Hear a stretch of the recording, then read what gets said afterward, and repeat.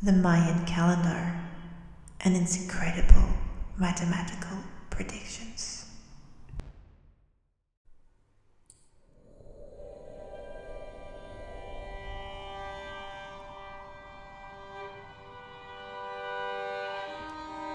And what if I told you that an ancient civilization could predict celestial events with stunning precision, long before modern telescopes?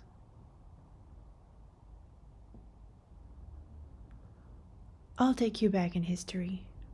Long ago, in the faraway lands of South America, there lived a great civilization. Their land was filled with tall mountains, deep jungles. The Mayan civilization was one of the most advanced and influential cultures of Mesoamerica. They could predict eclipses and other astronomical events without any telescope.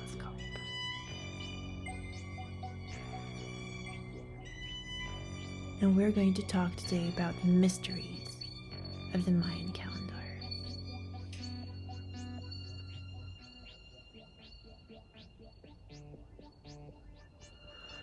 The Mayan civilization flourished in present-day Mexico, Guatemala, Belize, Honduras, and El Salvador, reaching its peak between 250 and 900 CE, that is, during the Classic period.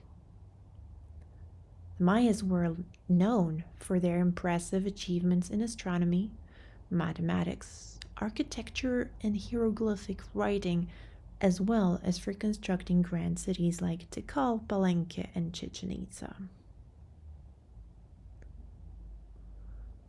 So nowadays you can see it on the map. Mexico is on the left, Yucatan is this peninsula over there, and Belize is right below, Guatemala is in the middle of the map, and on the right you have Honduras.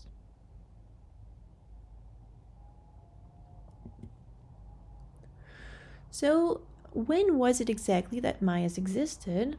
Well, there are three important periods, which are pre-classic, classic period, and post-classic.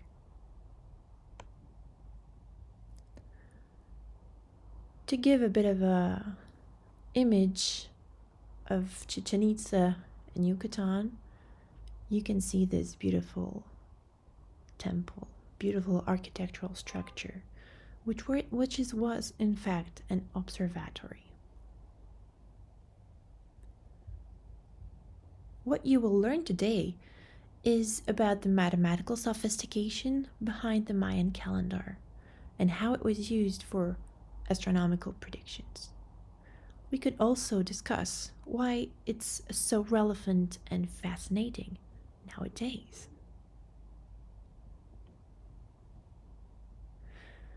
And I have to mention the mathematical genius of the Mayans.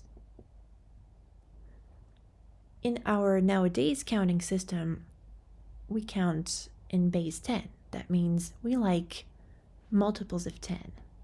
So we count from 0 to 9, then from 10 to 19, from 20 to 29, 30 to 39, and so on.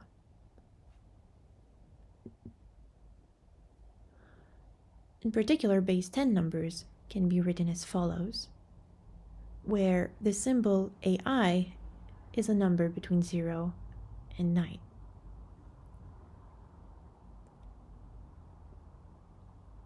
But what if I told you that it's not always like that?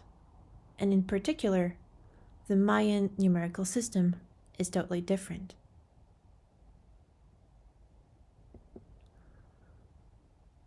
So let's discuss the numerical system for commoners.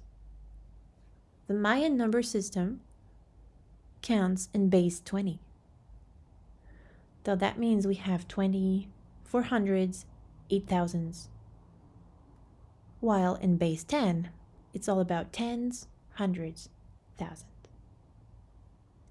So for example, in our numerical system, if we want to count 65, we break it down as 60 plus 5.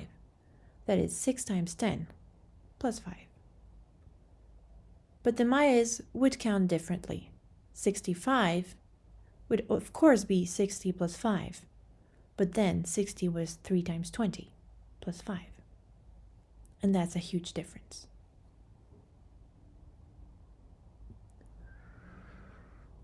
So how to write Mayan numbers? So in their way of writing, dots represent units.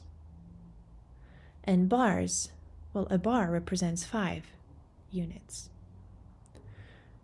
And an important symbol is the shell-like symbol, which represents 0.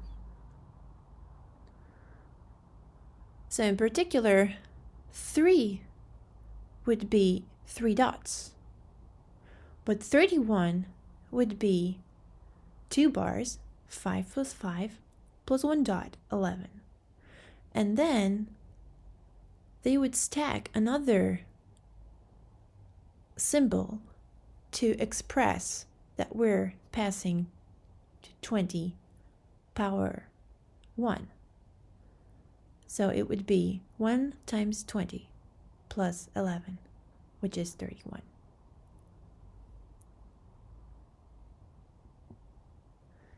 Can you write in the Mayan system 6, 11, and 17? So 6 is 5 plus 1. So it's a bar plus a dot. 11 is 5 plus 5 plus 1. 2 bars plus 1. And 17, well, it's 15 plus 2. So it's a bar plus a bar plus a bar plus 2 dots. And here's the correction.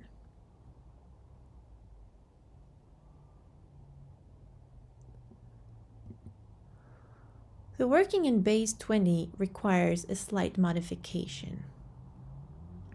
In particular, in base 20, one uses 20-digit symbols. That means 10 more than in our system. So one way of finding extra symbols is to write 10 as the letter A, 11 as the letter B, and etc. So as you can see on the right hand side, we're starting from 0 to 9 in the same way as for the Mayas, but then starting from 10 to 19, we have a new system with A, B, C, D, E. So 11 is B, 12 is C, 13 is D, 14 is E, 15 is F, 16 is G, 17 is H, and just for writing reasons, 18 won't be I, but J. And then 20 is 10 in base 20.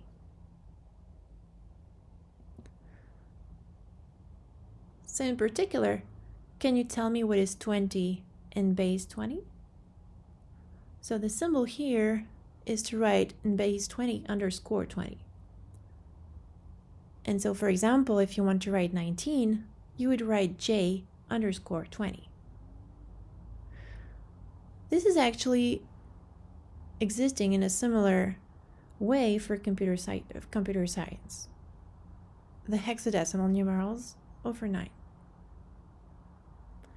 So in particular, in base 20, the number 20 is written as 10 underscore 20. So 20 underscore 20 is actually 40 in our decimal bases because it's 2 times 20.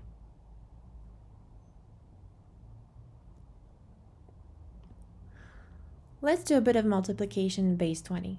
Could you compute this? 2 times 5 in base 20? 2 times 6, 5 times 5, 6 times 5, and 6 times 7? Well, 2 times 5 is 10. And so, as we have seen previously, it corresponds to the symbol A. 2 times 6 is 12, and according to this dictionary, it is C. Things get a bit more complicated for bigger numbers. 5 times 5. So it's 25, and we can break it down as 20 plus 5. But 20 in our dictionary corresponds to 10 and base 20. 5 doesn't change, so we have 10 plus 5, and that's 15. 5 times 6 is 30. So we break it down as 20 plus 10. 20 in base 20 is 10, and 10 in base 20 is A. So it's 10 plus A, and that's 1A. And finally, 6 times 7, which is 42, can be decomposed as 20 plus 20 plus 2. 20 in base 20 is 10, so we have 10 plus 10 plus 2. So that's 22.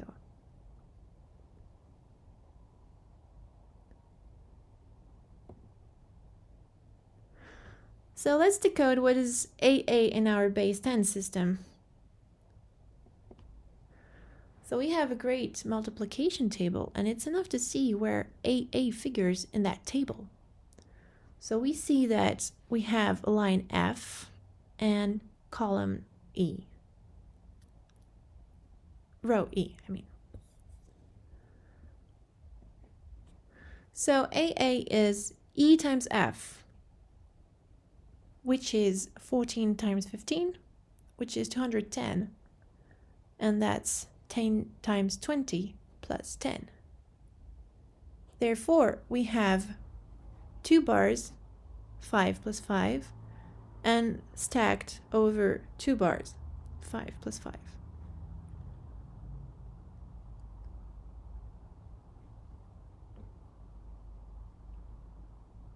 We're gonna discuss now the chronological Mayan system for priests.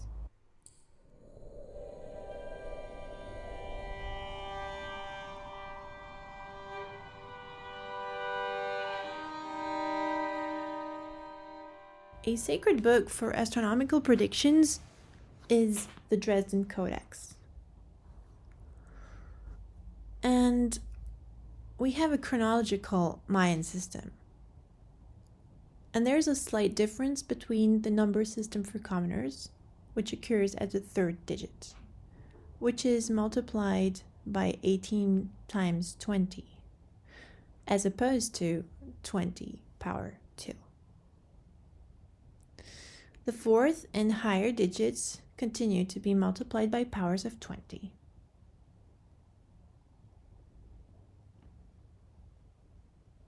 So here's a copy of the secret astronomical predictions contained in the Codex.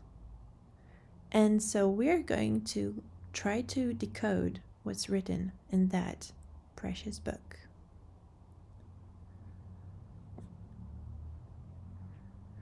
So let's start reading. We can see that on the rightmost side of the picture we have a bar and 3 dots. So that's 5 plus 3, that's 8. And over this we see just like one line. This is 5 times 20. And above that there's a dot, and that corresponds to 1. So it's 1 times 18 times 20, 360. So the sum of all this is 468.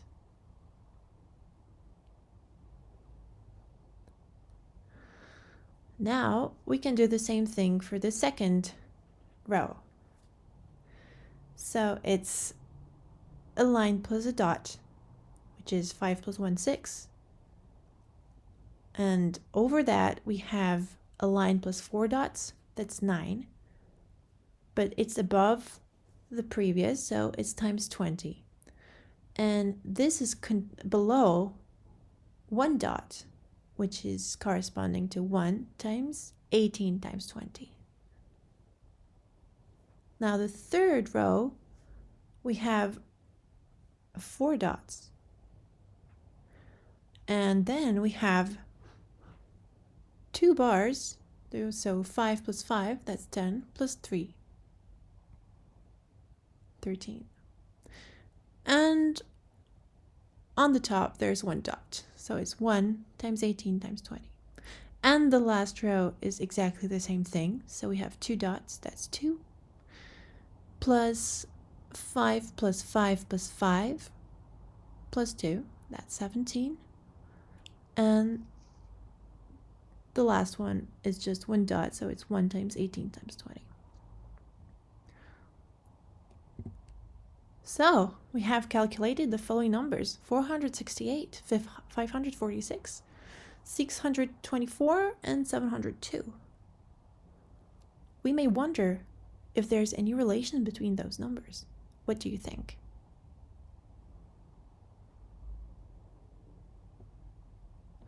In other words, do these numbers have a common divisor? So what's the greatest common divisor of all these numbers? Well, actually they do, and it's a very important number. It's 78. So 468 is 78 times 6, 546 is 78 times 7, 624 is 78 times 8, and the last one, 702, is 78 times 9. The GCD is actually 78. And we may wonder, why on earth is 78 so important? Any suggestions?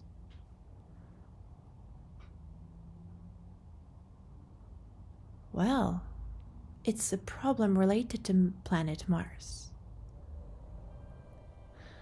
780 is the synodic period of Mars. And that's a very, very big breakthrough.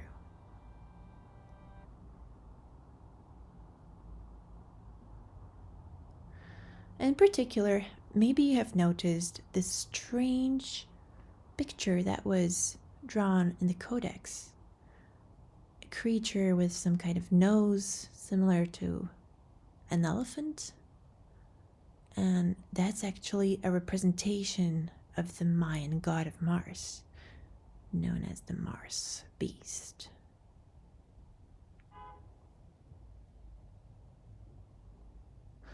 We can talk about eclipses now, as they could predict them and extract a lot of important information from this. So it's an obscuring of the light from one celestial body by the passage of another between it and the observer. In particular, it is well known that we can have eclipses of the sun. And this is precisely all written in this codex. Let's consider eclipse date predictions. If we take the leftmost row in the red square, we have 3 dots plus a bar and 4 dots, that's 5 plus 4, that's 9 times 20. Plus we have a bar, so it's 5, but remember that this is the 3rd digit, so it's 18 times 20 in the priest numerical system instead of 20 power 2, plus 1 dot, so it's 1 times 20 power 3. And this gives you 9,183. Let's consider the second row. We have a shell, so it's 0 plus a shell times 20, so it's 0. Now we have a bar and a dot, so it's 6, but it's the 3rd digit, so it's 18 times 20, plus just 1 dot, so it's 1 times 20 power 3. Let's consider the 3rd column. We know this now by heart. We have 3 bars, so 3 times 5, plus 2 dots. That's 17. Plus a bar and 3 dots. That's 8 times 20. Plus a bar and a dot. That's 6. And it's third digit, so it's 18 times 20. Plus 1 times 20 power 3. This is 9,360.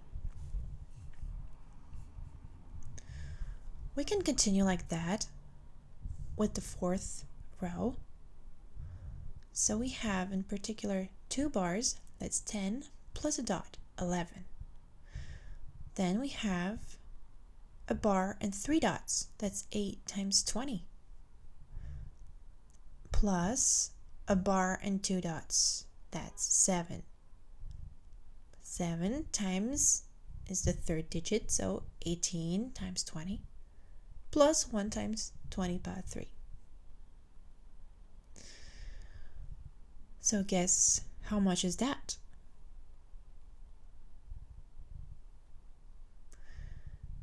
Okay, so in the end, we obtain a sequence of numbers, which is 9,183, 9,360, 9,537, and 9,714. Remains to compute 2 more columns. I'll leave it as an exercise.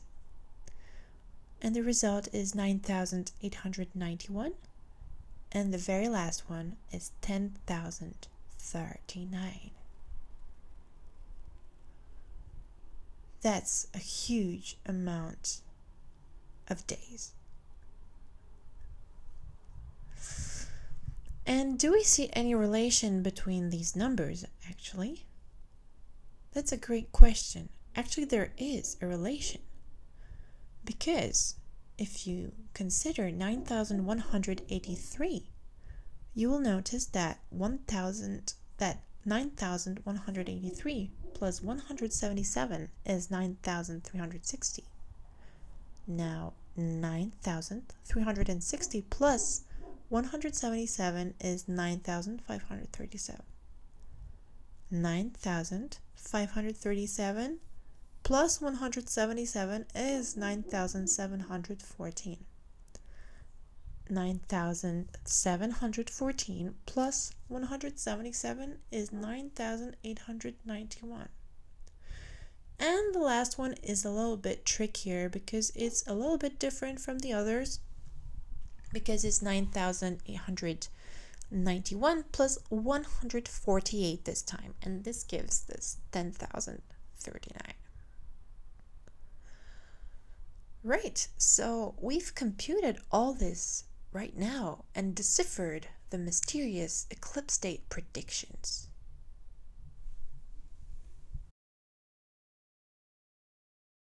And the interval between any 2 successive lunar eclipses is 1, 5, or 6 synodic periods. So let's check. 5 synodic periods is 5 times 29.530588, and that's exactly 147,65294. That means almost approximatively 148 days. Whereas 6 synodic periods is going to give 6 times 29.5305, and that's approximatively 177 days.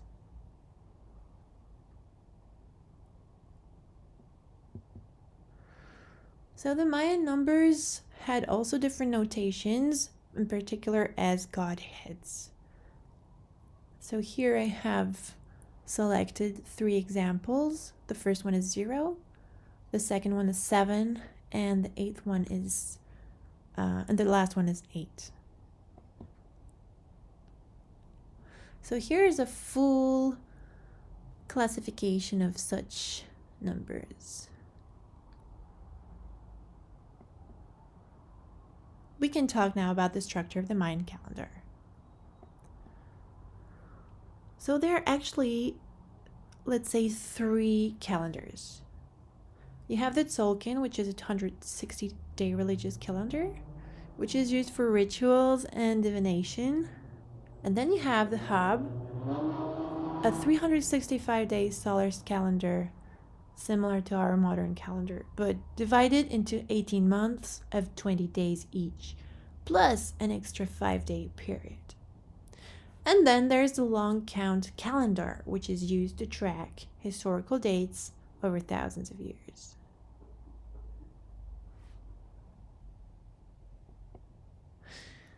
So, just to give an idea of how they would express things. So, you have one day, which is a kin. 20 days form a winnow, so it's more or less a month for them. Then we have a tune is a year, so it's 18 months. Well, almost a year. And then we have a catune, which is 20 tunes, a backtune, which is 20 catunes, a pictune, which is 20 backtunes, a calaptune, which is 20 pictunes, and so on. Let's talk about the Tzolk'in calendar. So this is a religious and ceremonial calendar. And we have 20 named days, and we're again in base 20, and 13 numbers. That means we have 260 days. So this one is not an astronomy calendar, but rather related to religious rituals. And this was used, for example, for priests to determine the best dates for ceremonies, wars, and other things like that. So, for example, named days can be seen as follows. So we have Imix as the first, Ik as the second, and so on. Fifth is Chikchan.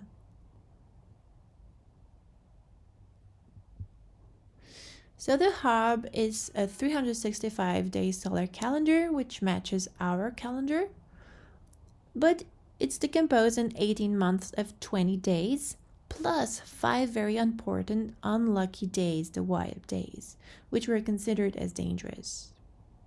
And this calendar was used for agriculture. So let's talk about the Wayeb days. During Wayeb days, portals between the mortal realm and the underworld just dissolved, and no boundaries prevented the ill-intending deities from causing disasters. The Maya had customs and rituals they practiced during Wayeb days. And for example, they wouldn't get out of home, wouldn't wash or comb their hair.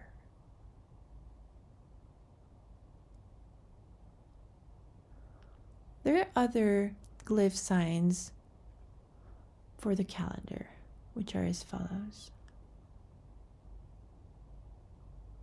You see that the 19th is Wayeb.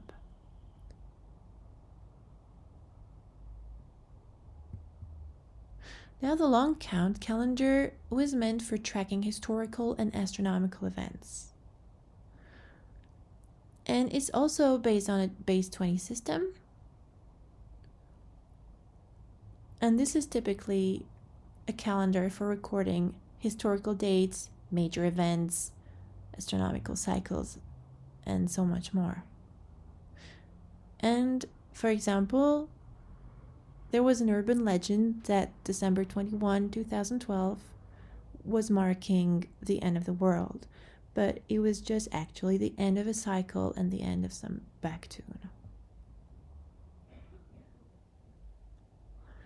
So calendars could be synchronized together.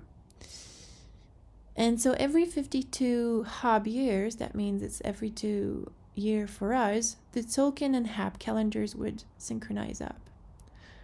And this 52-year cycle was called a calendar round, and it was a significant event for the Mayans.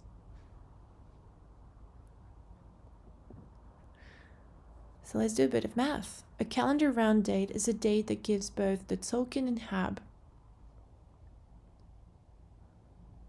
This date will repeat after 52 Hab years, that means 18,980 days, a calendar round. So arithmetically, the duration of the calendar round is the least common multiple of 260 and 365. So what is the LCM, least common multiple of 260 and 365?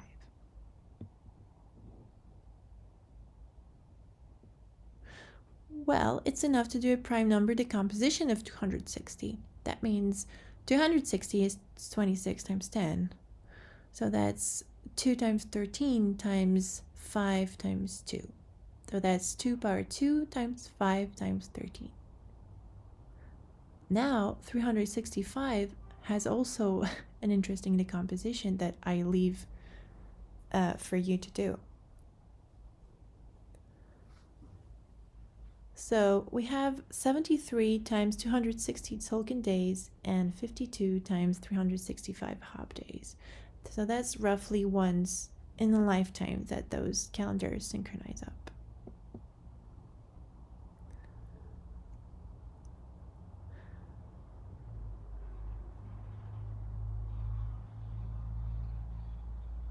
And so I just want to mention their impressive accuracy and to mention that they didn't have any specific tools, just their bare eyes and their intelligence. There are many fascinating legends related to the Mayan civilization. For example, the 9 lords of the night. And each night was ruled by one of the 9 lords of the underworld. And this 9-day cycle was usually written as 2 glyphs. A glyph that referred to the 9 lords as a group, followed by a glyph for the lord that would rule the next night.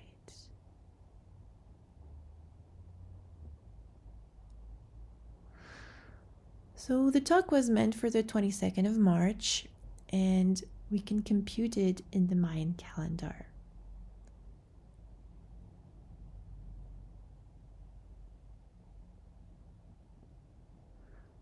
I would like to mention extra Mayan astronomical predictions.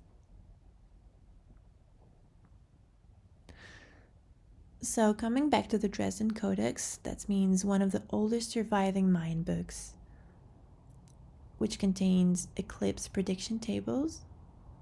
The Mayans observed the Saros cycle, a period of more or less 18 years used to predict solar and lunar eclipses. And they understood that when the moon moved into certain positions relative to Earth and Sun, an eclipse was likely. And I would stress that the Mayas calculated eclipse cycles more accurately than some early European astronomers. So this is a picture of this beautiful book.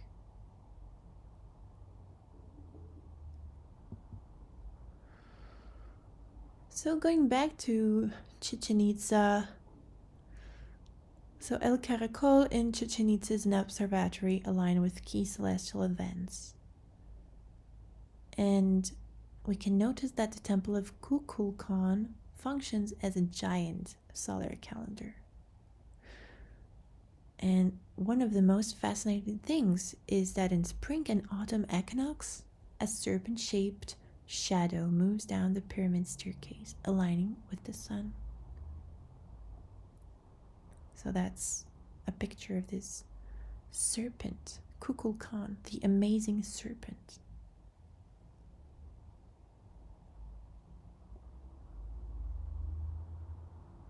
So, we can talk about Venus cycle and planetary alignments.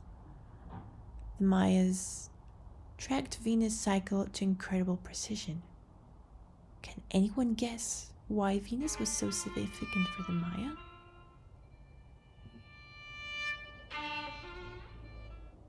Well, Venus was not the god of love, but the god of war.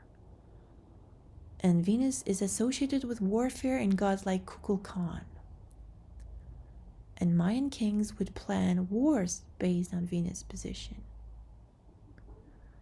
So the Maya recorded conjunctions when planets aligned to track time. And they understood retrograde motion when planets appear to move backwards. Before we end, let's do a last exercise. Can you tell me what number that is? So we have 2 plus 5 times 3 plus 3 times 20 plus 3 times 20 to the power 2.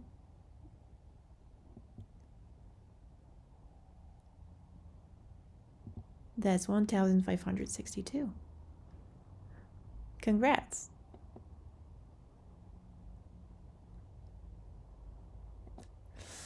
So to summarize, the final word is that the Maya achieved astonishing astronomical precision without any telescopes or any technology. And their knowledge helped them predict eclipses, track planets, and align their temples with cosmic events. Modern astronomy confirms that many of their calculations were actually accurate.